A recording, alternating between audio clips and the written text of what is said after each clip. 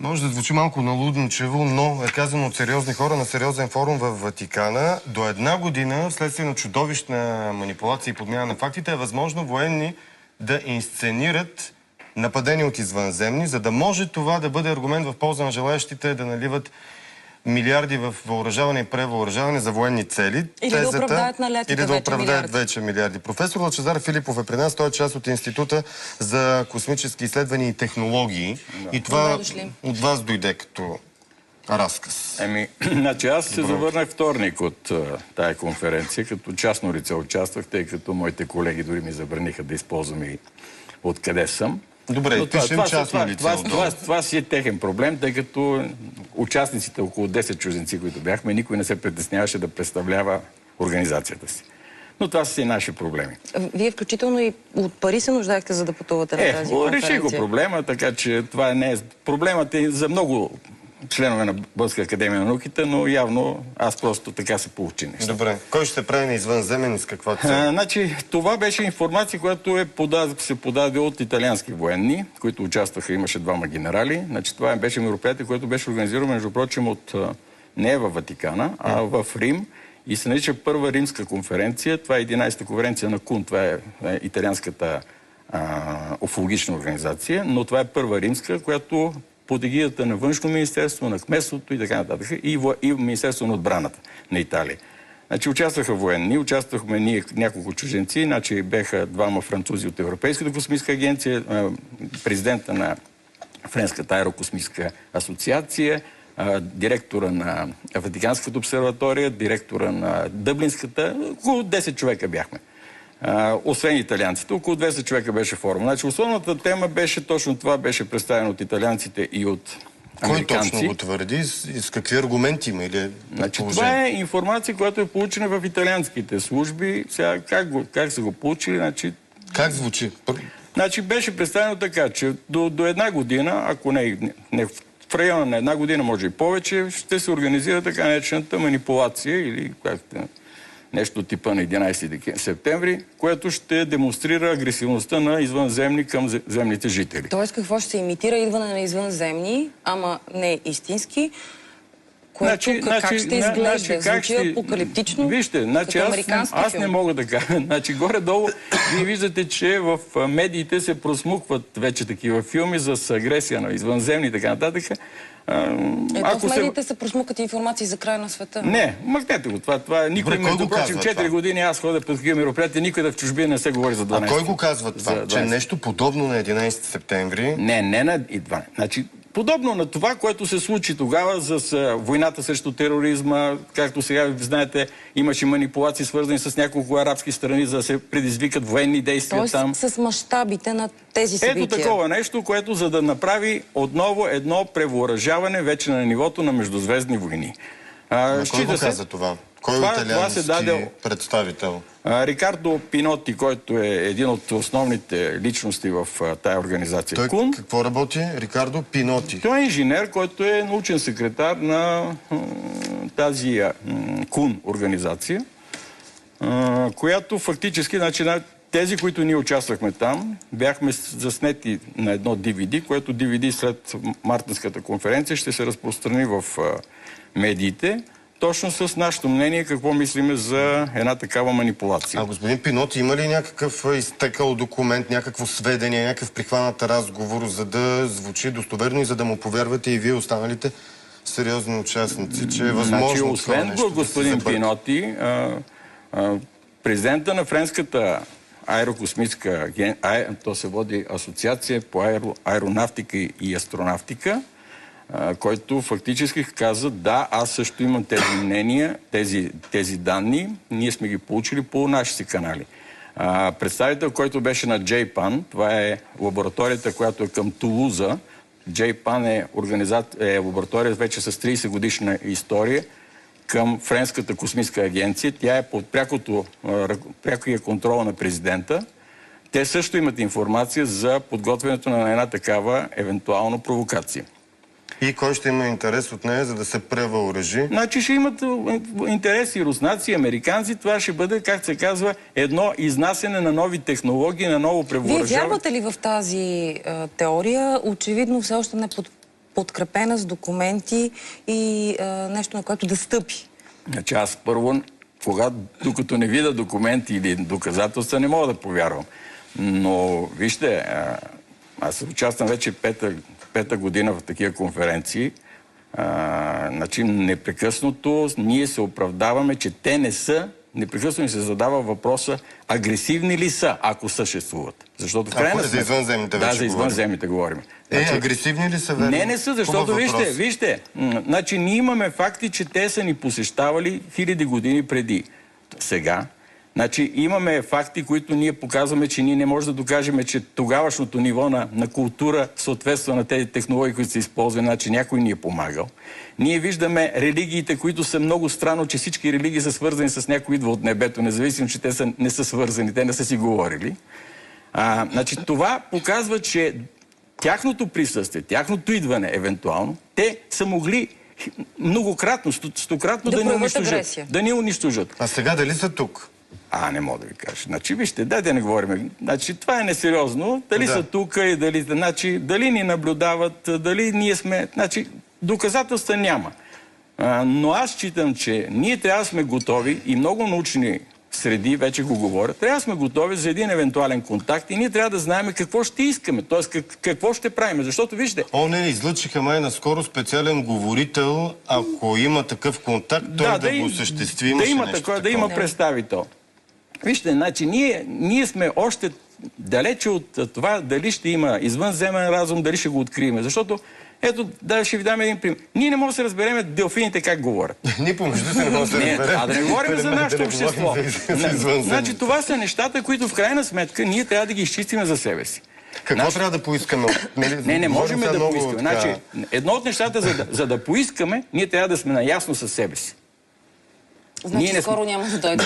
Значи, честно ви казвам, 15-20 години дават моите колеги, които се занимават с програмата СЕТИ, за откриването на сигнали и така нататък. Т.е. за евентуално някакво доказателство. Но що се касае до пряк контакт и пряки връзки, значи това ще бъде поне 100 години. Защото ние сме далеч от тази история. Професор Филипов, кажете ми, вярвате ли в теориите на онези житни кръгове, които включително и според българи с знаци, общуване между човека и извънземните? Значи, аз вярвам, че това, но не вярвам в тези методи, които се използват от... Значи, госпожа Везденова, съм бил тук при вас. Значи, до момента те не са разчетени еднозначно. Кръговете. Може ли военни да ги чертаят, за да оправдават наливане на пари в наука за изучаване на житни кръгове? Значи, ако военните могат да ги чертаят, толкова по-зле за нас, защото технологията на изгаряне на кръгове е много странна. Значи, ако това попадне върху човек, той може да бъде унищожен, изгорен, без да разбере. Значи, те се изгарят на много бързо ниво, на нанониво. Тоест, това, ако е технология земна, считате, че е оръжие. Изследвано и доказано на място. Да. Тоест, не е нещо, което може да бъде направено... Значи, тая година се появиха изключително много. И един от кръговете, които се появи в Англия, се повтори едно писмо, което беше 2002 година, в което е написано, значи колегите от англичаните са го разчели с така наречен компютърен език ASCII, който са разчели повторението на думичката мир в това писмо. Значи, ако дойдат, идват с мирна. Значи, явно някой иска, но това е написано. И тая година и никой... На какъв принцип е разчетена? Колкото и да е сложно да ни го обясни. Значи, картината представлява нещо като CD.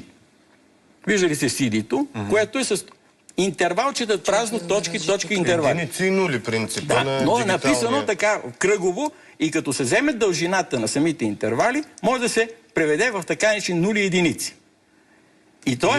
И това нещо е повторено също, което се получи 2002 година до една радиоастрономическа обсерватория в Англия. Аз се чудя от тези две теми, които смесихме. Хора се правят извънземни, за да получават пари за военно-промишлен комплекс и другото среща с извънземни, готови ли сме, то кое е по-вероятното? Аз мисля, че някой се опитва с нас да се свърже. А другото, което ще стане, просто ние трябва да изпреварим и хората трябва да не се поддадат на една такава провокация.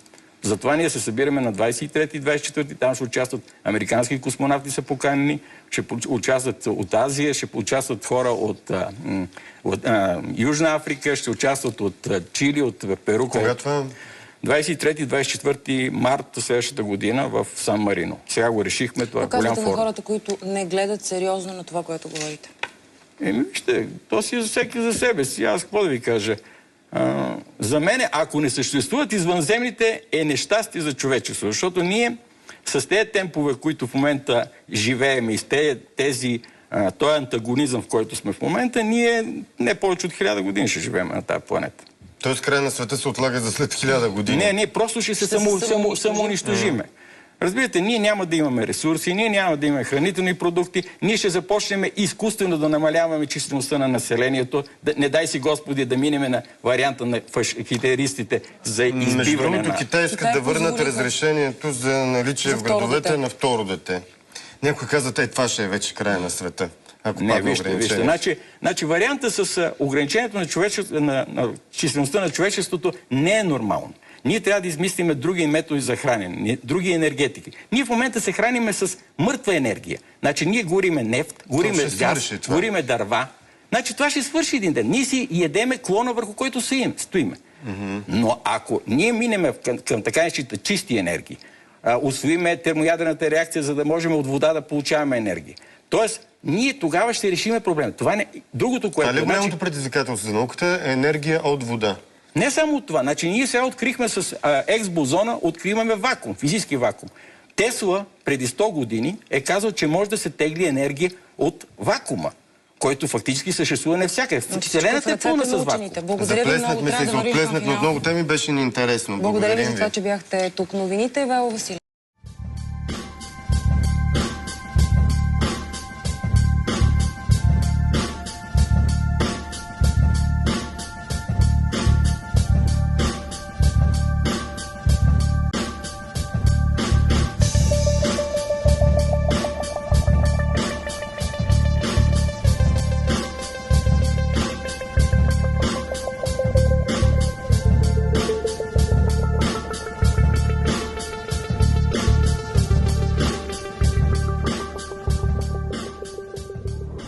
我觉得呢，现在是越来越多的国家把材料公布了。原来最早是法国，法国呢，他们是一向是公开的，这个资料公开非常开放。